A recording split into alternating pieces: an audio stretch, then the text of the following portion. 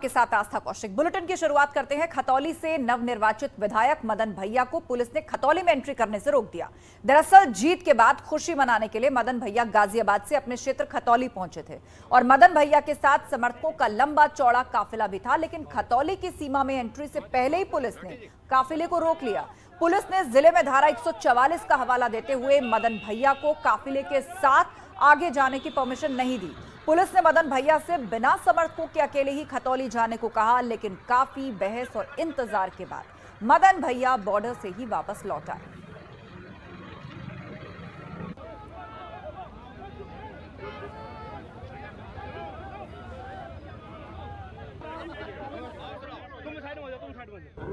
देखिए, लोकतंत्र में पहली बार हो रहा है, जिस व्यक्ति को बाहरी कह रहे थे उसे खतौली के बाहर ही रोका जा रहा है। ये पहली बार हो रहा है। ये लोकतंत्र की हत्या हो रहा है।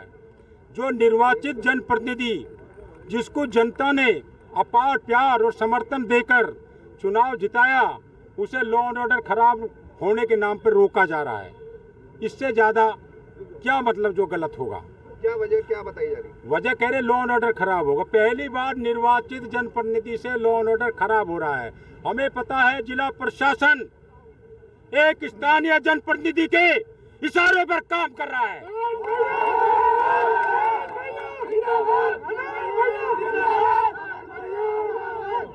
और वक्त आने पर उस जनप्रतिनिधि का भी हम कमर तोड़ देंगे।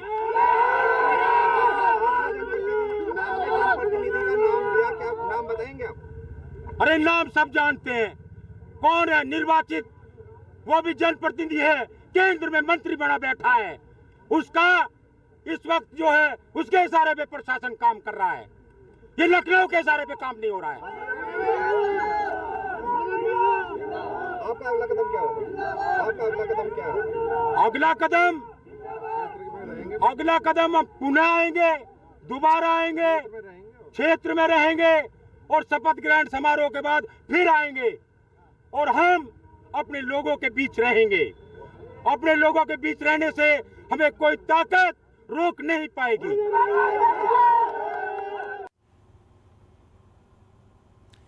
तो तस्वीरें आपको दिखा रहे हैं। मदन भैया को अकेले ही जाने की परमिशन प्रशासन ने दी, उनके समर्थकों को रोक दिया गया और बॉर्डर से ही वापस लौट गए मदन भैया। और उन्होंने आरोप लगाया कि प्रशासन मनमानी कर रहा है, हमें अपने इलाके के लोगों के बीच में जाने से भला कौन रोक सकता है। आपको बता दें, हाल ही में उपचुनाव हुए थे, उसमें बीजेपी के राजकुमारी सैनी को हरा करके मदन भैया वहां से विधायक बने हैं, आरएलडी के प्रत्याशी। और धारा 144 का हवाला देकर उनको पुलिस ने बॉर्डर पर रोका और कहा कि वो अपनी गाड़ी तो ले जा सकते हैं, लेकिन समर्थकों का जो पूरा हुजूम है उसके साथ नहीं जा सकते, क्योंकि धारा 144 लागू है।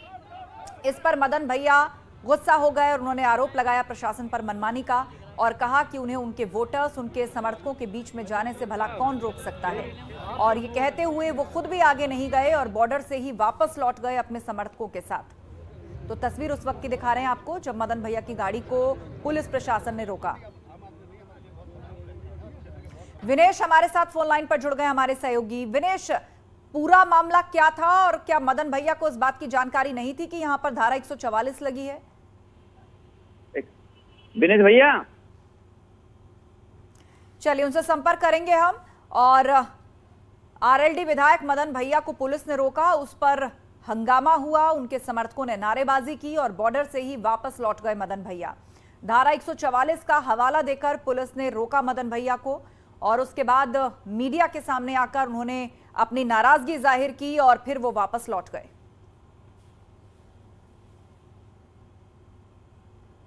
वैसे तो समाजवादी पार्टी और बीजेपी के नेताओं के बीच वार और पलटवार आम बात है, लेकिन इस बार पान और पान मसाले को लेकर दो नेताओं के बीच में वाक युद्ध छिड़ गया है। ये रिपोर्ट देखिए। जो पान भर करके लोकसभा में